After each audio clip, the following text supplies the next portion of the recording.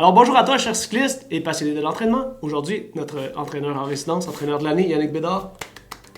Merci d'être avec nous. Alors, question complexe aujourd'hui. Ouais. Pourquoi s'entraîner en pourcentage, que ce soit de la PAM ou de la FTP, c'est plus complexe qu'on pense?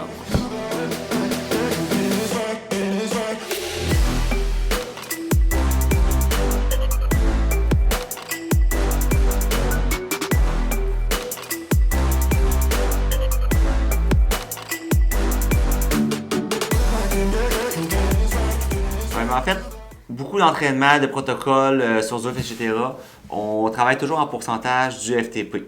Donc, on a statué dans une capsule précédente que le FTP, c'est le meilleur 60 minutes, bien que les gens, des fois, mêlent un petit peu. Donc, vraiment le meilleur 60 minutes.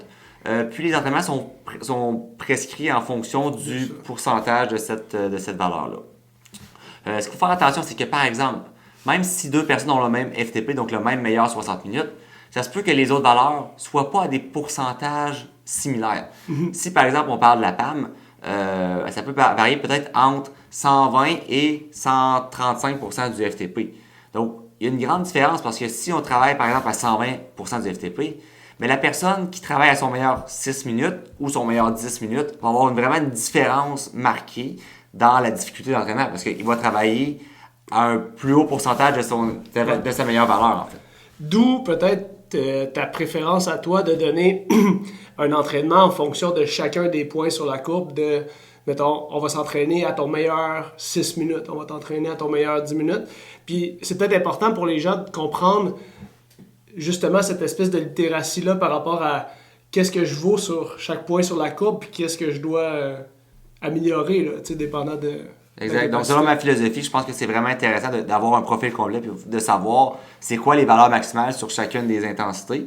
Donc, en fait, ce que je propose, c'est de travailler en fonction des intensités critiques. Donc, de travailler sur des durées de temps en fonction de ces valeurs-là qui sont beaucoup plus précises à chaque personne. Fait que, par exemple, moi, si je veux augmenter ma PAM, tu vas me dire de travailler des blocs à ma puissance critique de 5 minutes? Idéalement, on sait que la PAM, c'est une valeur qu'on peut maintenir entre 5 et 6 minutes. Donc, on va travailler autour de cette valeur-là, idéalement. Donc, on peut peut-être parler d'une intensité critique entre 3 et 10 minutes. On est quand même pas mal autour du travail pour la PAM. Excellent. En conclusion, Yannick, il faut faire attention quand on s'entraîne en groupe si on utilise des pourcentages. Exact. Donc, si, par exemple, dans une salle de spinning, vous faites le même entraînement, mais que vous travaillez tout en pourcentage de votre FTP. C'est le même entraînement pour tout le monde là, qui est projeté. Exactement. Donc, ça se peut quand même qu'il y ait des gens qui aient trouvé l'entraînement plus ou moins difficile en fonction de leur pourcentage, leur endurance. Leur courbe à eux, là. Exactement. Donc, puis ça, c'est vrai, plus on s'éloigne du FTP. Plus on reste près du FTP, les valeurs sont quand même relativement semblables parce qu'on est près de l'intensité critique, mais plus on s'éloigne, plus là, il peut y avoir une variation interindividuelle importante. C'est compliqué tout ça. Oui. Donc, si vous avez des questions, des commentaires, laissez-nous-les dans les questions, des commentaires dans les commentaires. C'est clair ça? Yannick, ça fera un plaisir de revenir à la clinique pour tourner d'autres capsules. Merci, à bientôt. À bientôt.